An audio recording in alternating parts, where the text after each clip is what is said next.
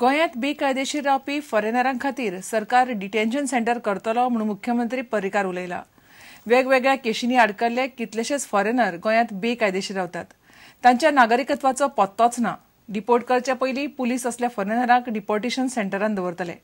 हे नायजेरियन फक्त ड्रग्सांचो धंदो करतात. ड्रग्स गोंयच्या भितरल्या वाठारांनी पावल्यात म्हूण प्रतापसिंह राणेन प्रस्न काडिल्लो. गोंयांत धरिल्ले 51 नायजेरियनांतल्या एकल्या कडेनूय पासपोर्ट नाशिल्लो.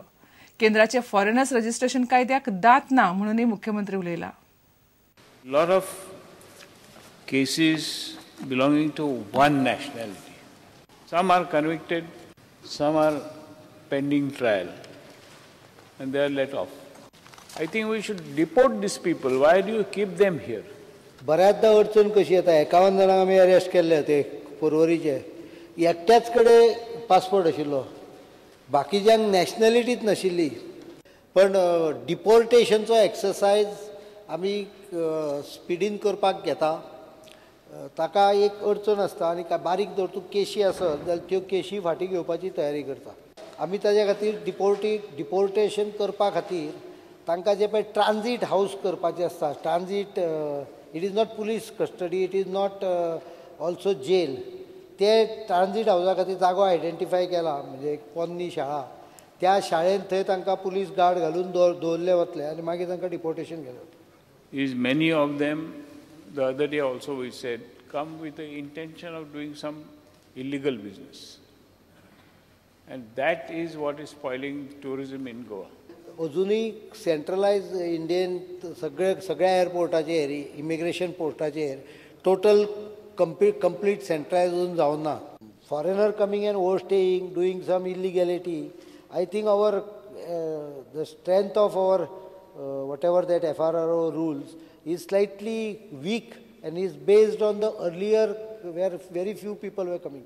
Now they are coming in millions. So we have to tighten those regulations. त्या हिशोबान आमी will take it with central government also.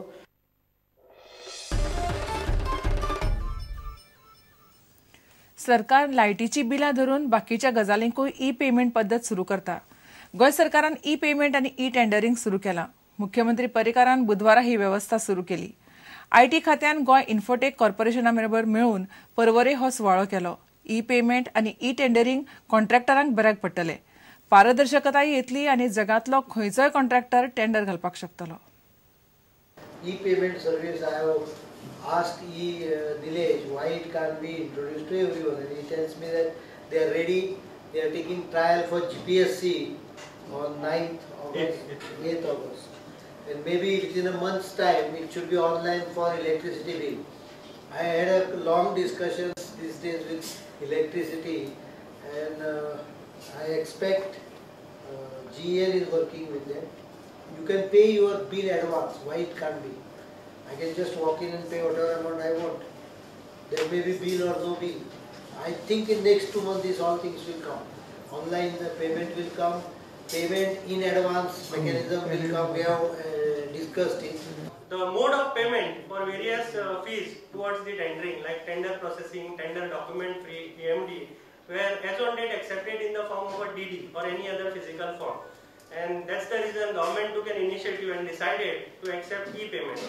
So today, with the help of Axis Bank, Qonix has been able to integrate 4 types of payments for e-procurement.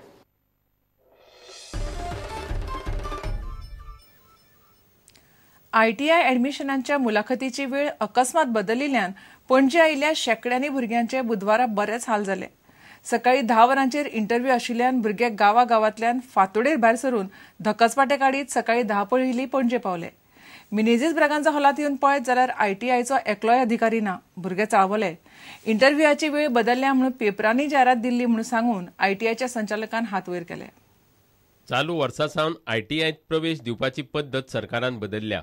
त्या खातीर बुधवारा सगळ्या विद्यार्थ्यांक 10 वरांचेर पणजे आपयल्ले. मात त्या वेळार मिनेझीस ब्रागांजा सभाघरांत ITIचो कोणूच अधिकारी नाशिल्ल्यान विद्यार्थ्यांक त्रास जाले.